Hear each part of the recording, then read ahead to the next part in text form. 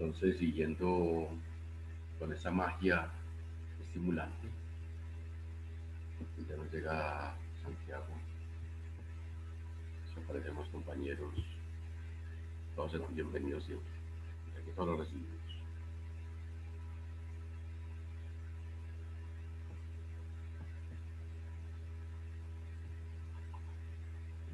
Estamos trabajando, mira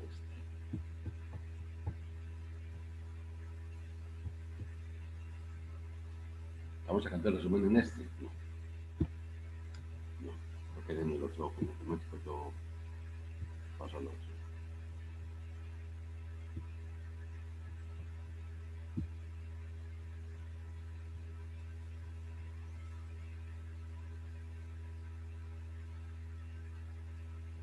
Sí, muy bien. Entonces, recuerden, estos tres casos que tengo acá, voy a poner aquí el artículo, la palabra polarización.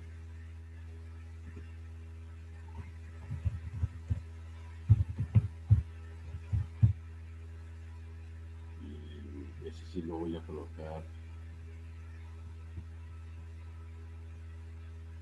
a la izquierda, ese sí lo pongo. Listo.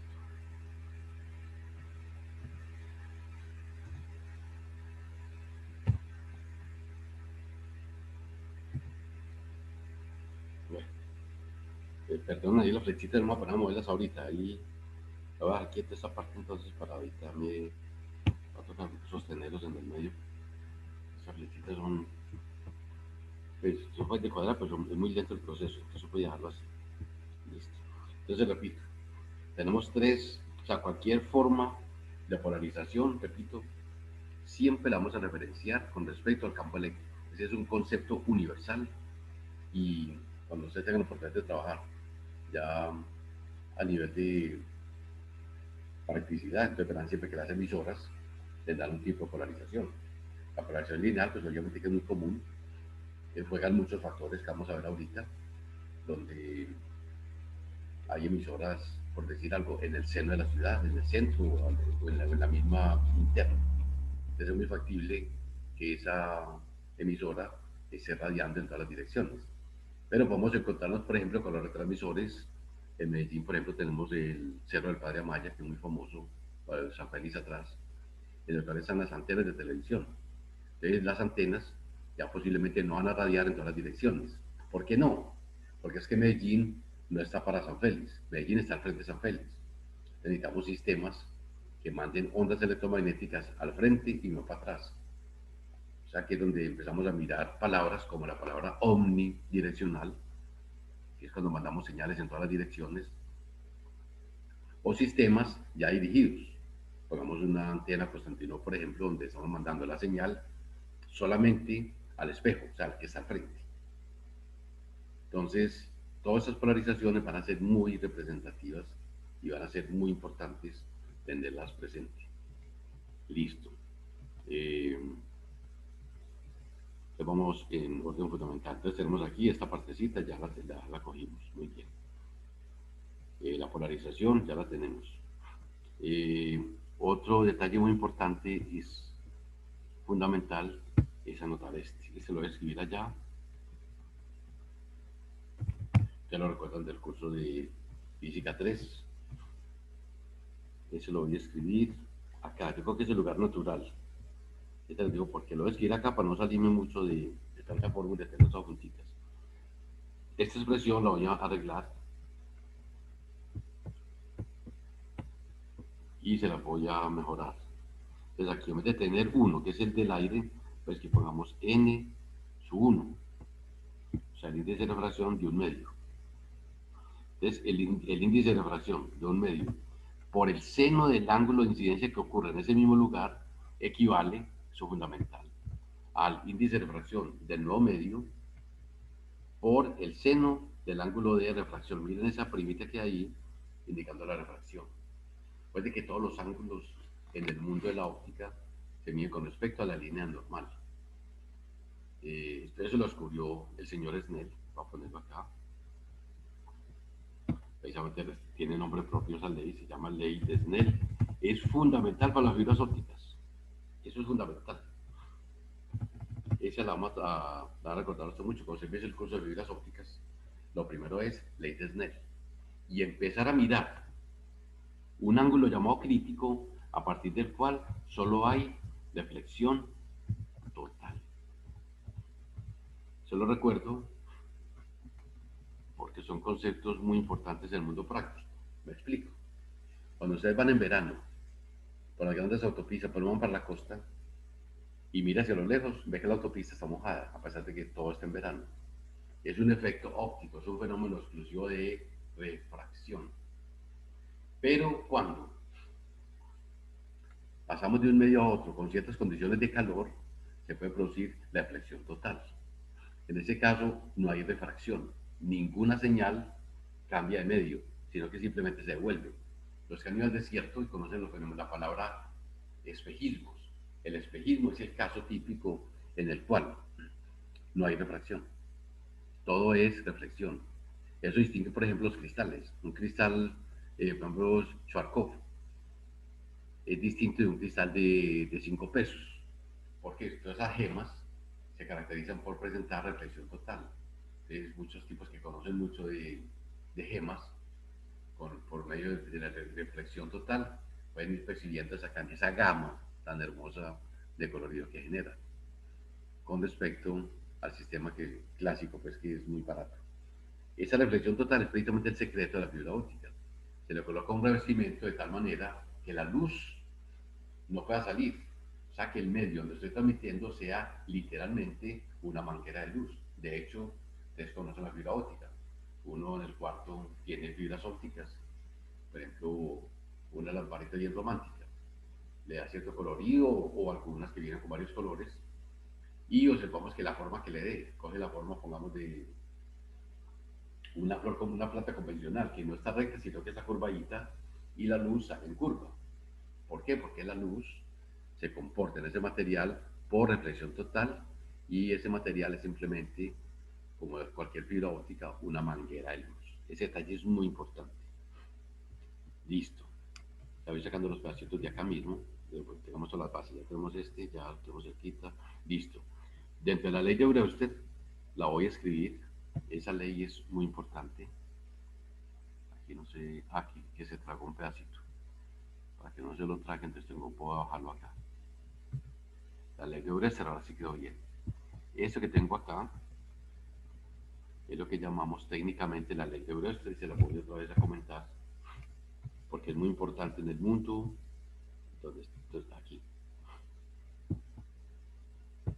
Voy a colocar otra vez acá. Me trago este por el momento y pego este acá.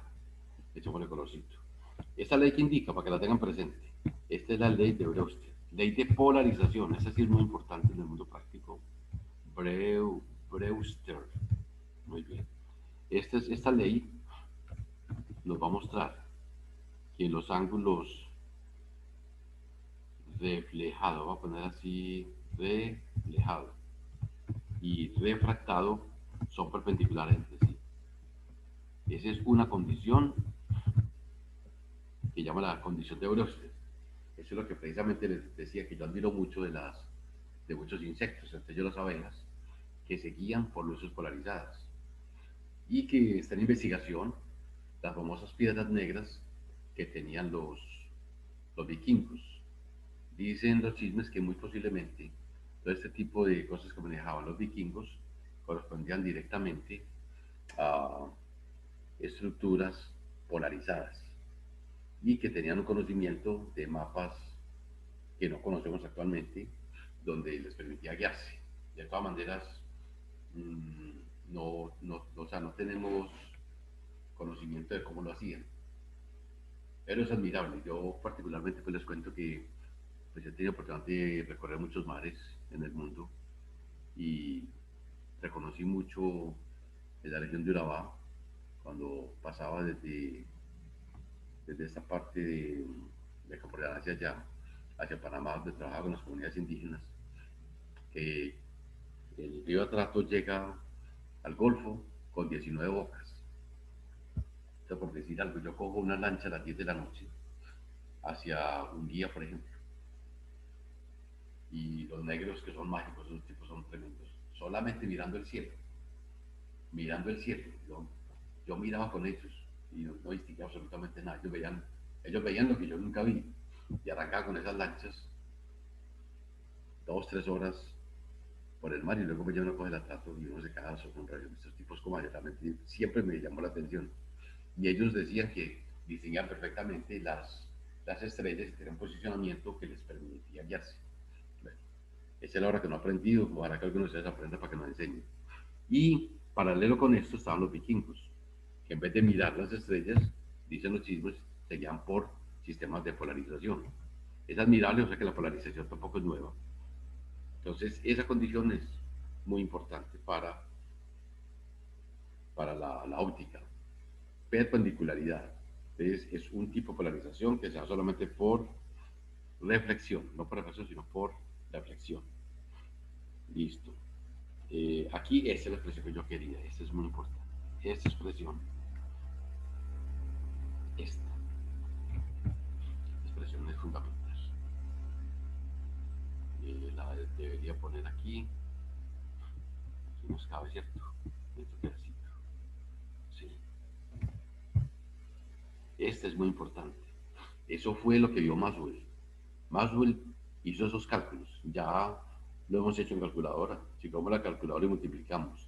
Recuerde epsilon 0, que es 885 por 10 a la menos 12, que es la permitividad eléctrica del vacío. Mu sub 0 es la permeabilidad magnética del vacío, que vale 4pi por 10 a la menos 7. Si usted multiplica esas dos,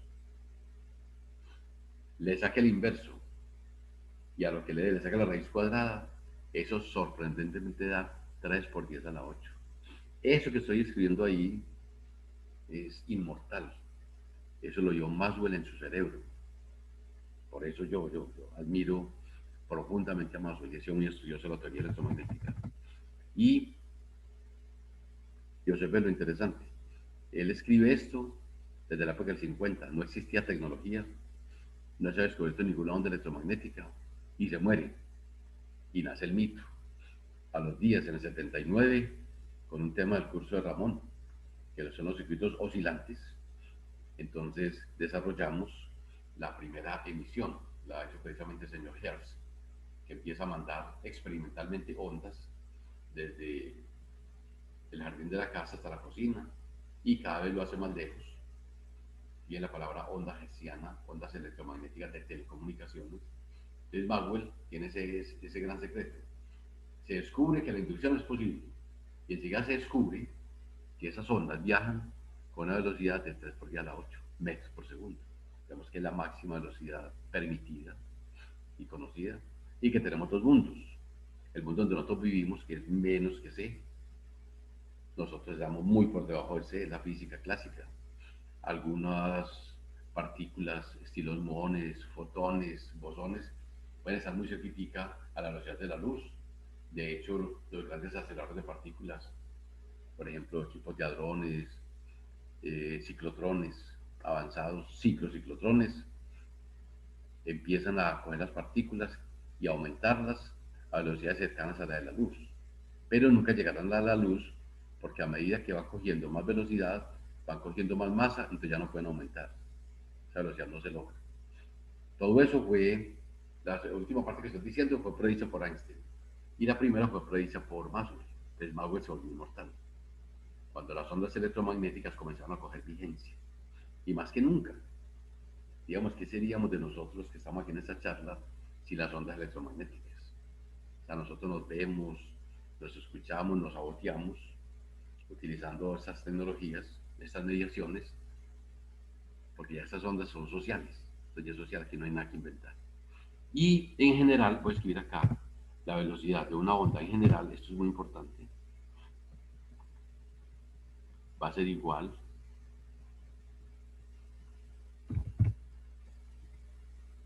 a esta expresión. Entonces aquí a eso le quito el cerito y a ese le quito esto. Entonces va a quedar en general esta expresión, que C es esta. Pero en cualquier medio material, pues miren que la velocidad de la luz depende de las propiedades intrínsecas del material. Eso es muy importante. O sea, no es gratuito. Esta expresión, esta formulita que acá, comentaba que estuve hace, no sé, tal vez 3 meses, 2 meses, eso en un seminario internacional donde un colega comenzaba a mostrarle a la ciencia que podíamos empezar a trabajar materiales. De hecho, ya se han hecho muchos, pero generalmente se experimenta y se descubren las propiedades. La propuesta de mi colega era al revés. Es que, por ejemplo, ustedes me dicen, profe, necesitamos un material que tenga epsilon 1.4, es su R, y mu su R, por ejemplo, 1.5. Entonces, él hacía un trabajo teórico todavía para empezar a mostrar que era factible desde la tecnología actual empezar a buscar qué materiales cumplen los periodos para hacer superconductores o simplemente semiconductores o simplemente estructuras mágicas que usted las propone y mirar cómo las va a hacer. A mí me llamó mucho la atención porque la fundamentación que él pone es precisamente basado en eso que estaba haciendo. O sea, hay un soporte teórico muy importante. Ahorita vendrá pues el proceso práctico, que no sabemos si estas tecnologías puedan estarse utilizando en 10 años, 20 o 100.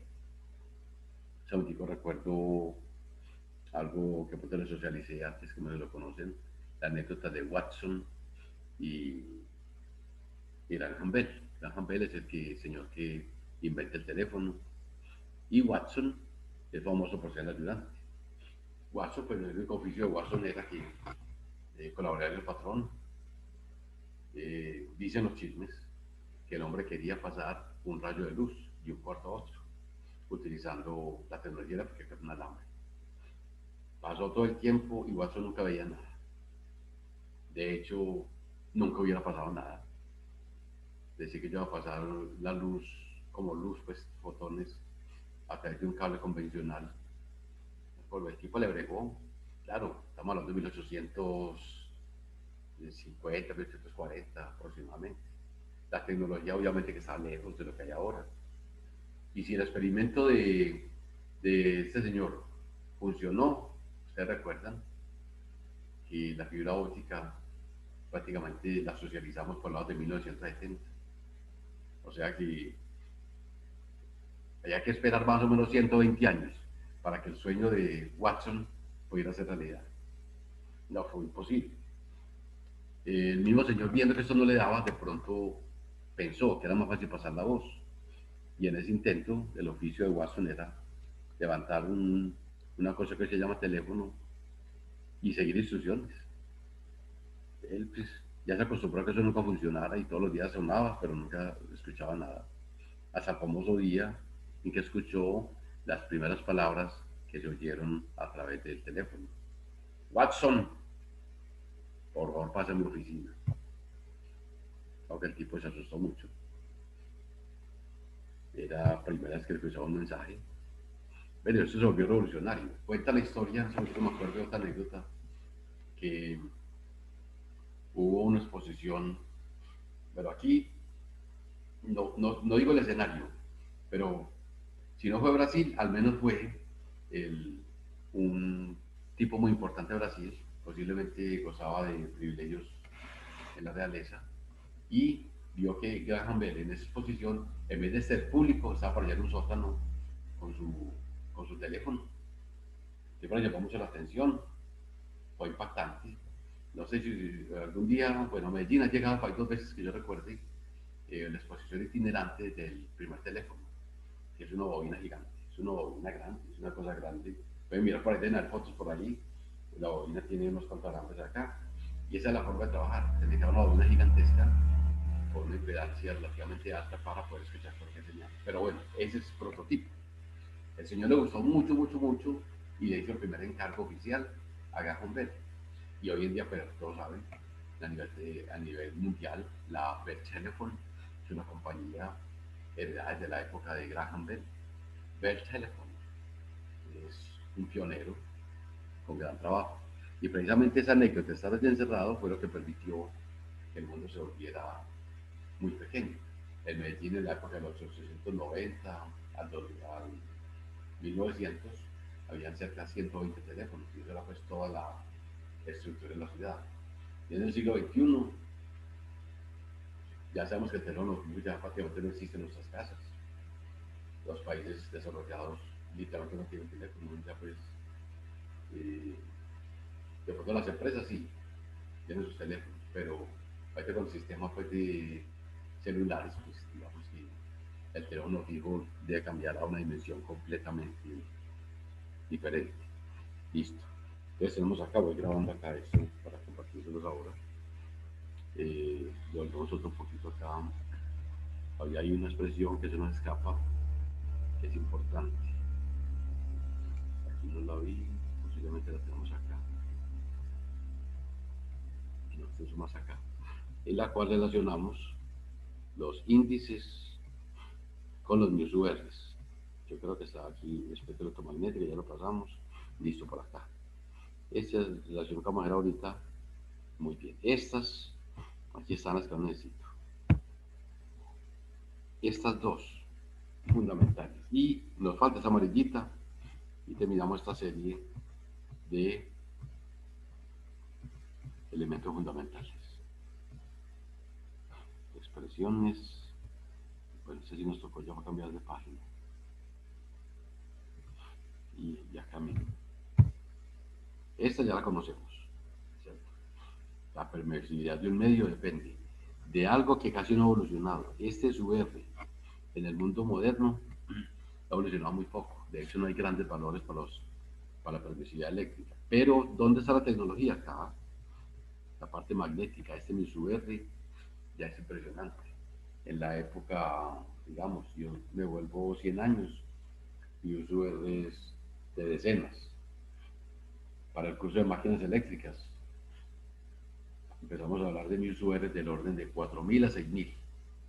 Ya hecho un curso de máquinas eléctricas, ya lo vio, básicamente materiales ferromagnéticos, y ahí estamos. ¿Por qué estamos ahí? Porque esa es la tecnología del momento. No porque no haya más, si hay más, pero todavía es muy costoso. Ya en ese momento hemos desarrollado MISUR del orden de 10 a la 6.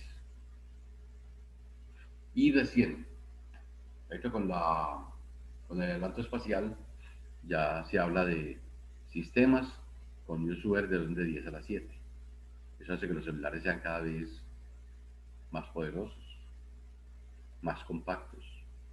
Ya pasamos de las panelas clásicas a elementos pequeños, aunque vemos que muchos tipos de iPhone a muchas veces lo usan grandecitos por problemas de visión, etcétera. Pero bueno, pero aún así, las antenas no las vemos en la forma pues que era la antena clásica de varios centímetros o de varios metros, como hace 100 años en el broadcasting. Teníamos antenas de 800 metros, de 1000 metros, 1200 y era normal. No había más tecnología. Entonces, esa expresión es muy útil. Y bueno, este bendito se nos... Al menos ahí lo logré bajar un poquito. Y nos queda la última. Y nos devolvemos. La amarillita que les mostré, no me la dejen pasar. Está aquí al lado, ¿cierto? Esta es. Esta es muy importante. Esta de dónde se deduce, la podemos dar una deducción, si que la miramos ahí en rapidez. De ahí el documento está la demostración. Pero se la vuelvo a mirar. Muy, muy útil. Voy a poner acá para que no nos gaste, que no descargue más flechitas. Observen acá.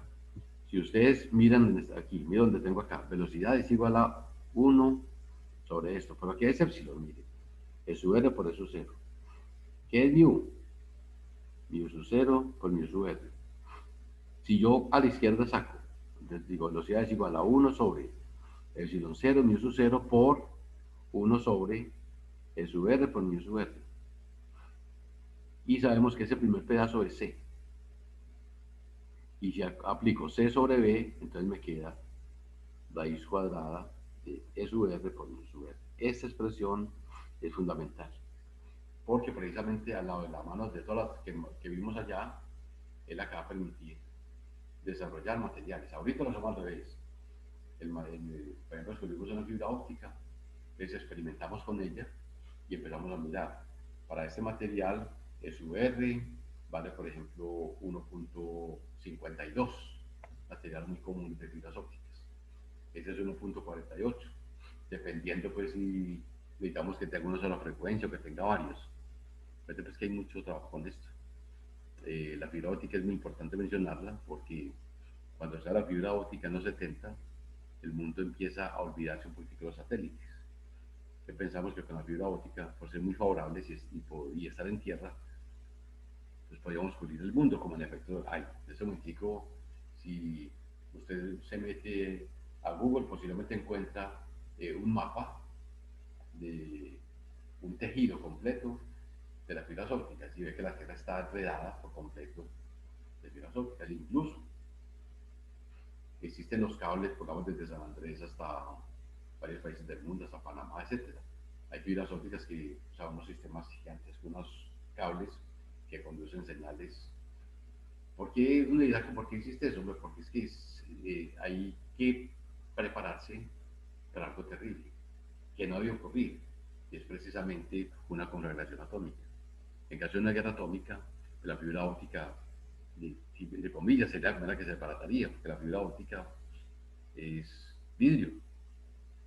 Digamos que es un plástico con menor calor, se desbarata, se quema y nos come sin nada. Para evitar eso, entonces hubo que volver otra vez a encaramarnos, otra vez los satélites. Precisamente les compartí una charla que va a haber, creo que es mañana. Tiene mucho trabajo y no se las compartí los que puedan asistir sobre el primer satélite colombiano.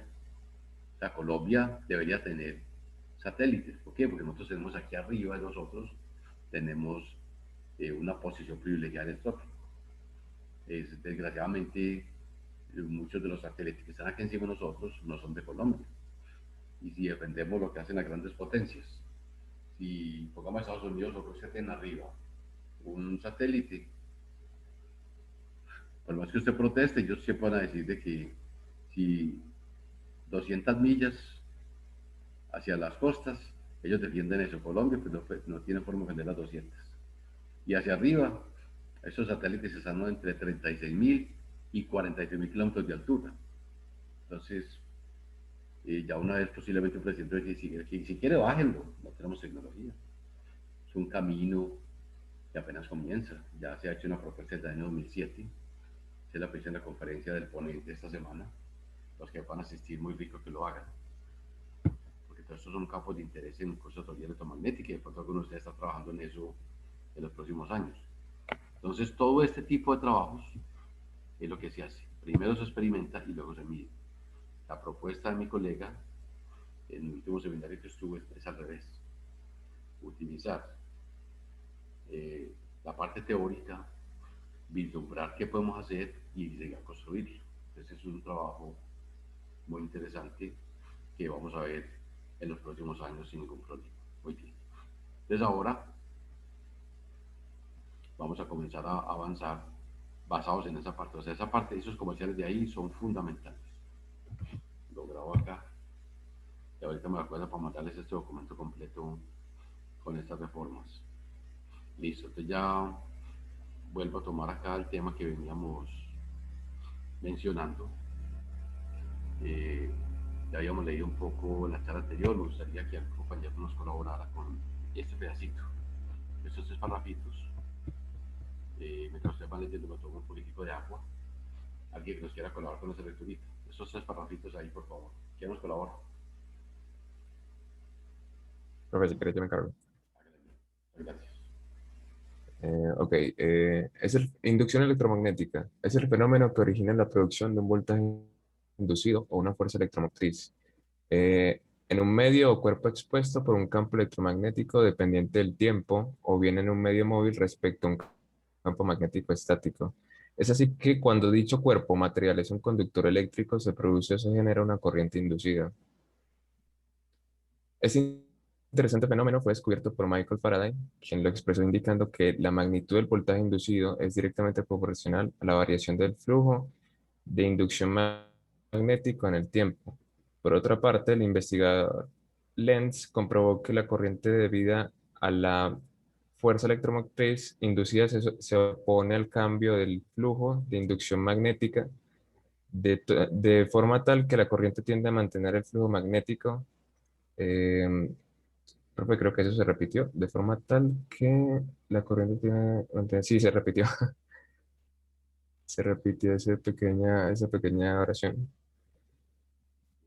Mantener el flujo, de tal manera que la corriente tiende a mantener el flujo. Yo quito ese pedacito. Más yo lo quito acá y una vez. De flujo magnético, listo. Este enunciado es válido para el caso en que la intensidad de flujo varíe en el tiempo o que el cuerpo conductor se mueva con respecto a él. Son aplicaciones del fenómeno de la inducción electromagnética, los generadores de corriente, los motores, el funcionamiento de las antenas, los circuitos resonantes. En los aviones que se desplazan a grandes velocidades se cargan eléctricamente como consecuencia del campo magnético de la Tierra. La generación y transmisión de corriente alterna se basa en este fenómeno. Muy bien, entonces tenemos campos de trabajo. Cuente que en Colombia había una sola empresa que generaba, transmitía y cobraba la energía. Ahorita se han creado las bolsas de energía. O sea, hay mucho trabajo para ustedes, muchachos. Mucho trabajo. Tenemos muchos ingenieros en las represas, tenemos muchos ingenieros en la parte de transmisión. Es que el país es muy grande. Necesitamos cuántas subestaciones, usted empieza a mirar. ¿Cuántas subestaciones hay en Medellín? Mandemos energía desde San Carlos para Medellín. En el camino, ¿cuántos kilómetros hay? Estamos hablando de centenares de kilómetros. Son tendidos de inclusión, o sea, son tendidos donde eso no lo puede trabajar un tipo normal. Necesitamos personas como ustedes, como nosotros, que sabemos muchas precauciones que tiene el mundo eléctrico. Las aplicaciones son enormes, toda la parte básica son, aquí sería telecomunicaciones, la parte de motores que ya ustedes conocen, y han hecho muchos experimentos de las físicas, y todo el tema de las telecomunicaciones y la generación y transmisión de energía eléctrica. Entonces, condiciones. Luego tenemos fuerza electromotriz, FEM, palabras mágicas. ¿A qué se orientan? Se orientan a unos comerciales muy importantes. Esos comerciales importantes precisamente tienen que ver con que yo puedo tener, por ejemplo, un imán quieto y una bobina, unas escobillas que recojan. O al revés, tengo unas escobillas quietas y tengo un campo magnético que le da la vuelta. Los dos producen lo mismo. ¿Qué es lo importante? Que haya un sistema oscilante, que haya un sistema cambiando en el espacio-tiempo. Esa es la condición. Y para los que les olvidó, la palabra flujo, el flujo en general, lo aquí por acá, por si les olvidó. El flujo, recuerden el símbolo de flujo de cualquier campo. Es el símbolo de flujo y tengo acá la letra de flujo, no la veo. Vamos a buscarla acá. Es la letra phi, esta. Entonces, ese es el símbolo clásico de flujo. Entonces, el flujo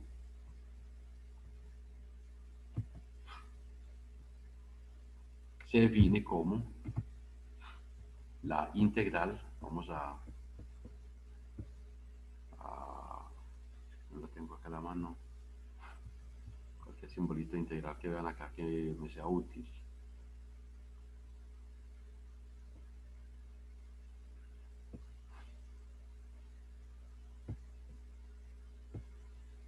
Bueno, bajando de otra parte. Bueno, aquí la tengo. Entonces es la integral en general. Entonces, mire, cualquier flujo siempre será. Va a poner A, que sea un vector cualquiera. Punto ds. Estas son las condiciones para que haya un flujo. Un segundito, por favor.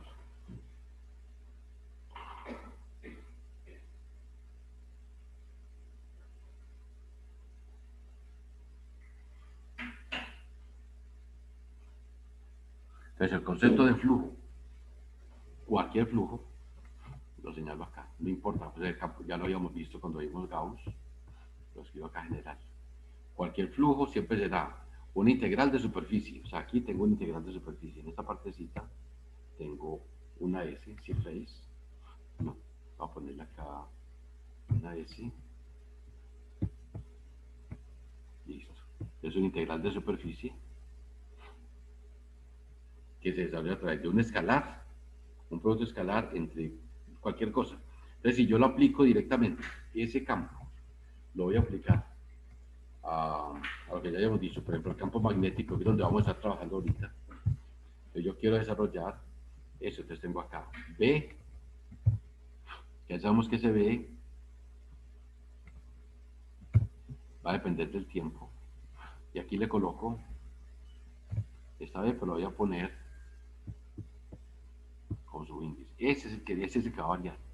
O sea, todo lo que descubrió precisamente el señor Lenz es esto, que, y Faraday, que precisamente el voltaje inducido, la fuerza electromotriz, la FEM, depende de la derivada del flujo de campo magnético con respecto al tiempo. Y le coloqué el signo menos indicando precisamente que conserva una dirección específica. Este detalle es muy importante. Esta formulita que acá, y aquí es donde vamos precisamente a empezar a mirar que el cambio de flujo es eso. ¿Y qué es el voltaje? Por eso lo escribo acá al frente. Esto aquí empieza la magia, esto aquí se vuelve mágico, interesantemente mágico. Digamos que el voltaje es la integral de, no, ya la tenemos por ahí, el simbolito ya lo tenemos, ya muy fácil que lo cojamos. Entonces es la integral de campo eléctrico, otra vez, punto, pero de L. Esto es lo que llamamos una integral de línea. Ponerla con una L mayúscula y esa la pongo de esta manera. Yo le he pedido mucho a mis colegas en los cursos de matemáticas de varias variables que popularicen mucho el teorema de Gauss y el teorema rotacional. No ha sido fácil, pero bueno. ¿Qué voy a hacer acá? Voy a convertir, a utilizar el teorema de Stokes. El teorema, recuerde que solamente hay dos teoremas de integrales en el mundo de las matemáticas superiores, que son precisamente básicos de la teoría electromagnética. El teorema de Stokes nos permite convertir una integral de línea en una integral de superficie, donde hacemos uso del rotacional. Voy a escribirlo acá. El rotacional, si el que lo haga primero que yo me dice, ya somos especialistas en rotacionales. Lo hemos trabajado mucho.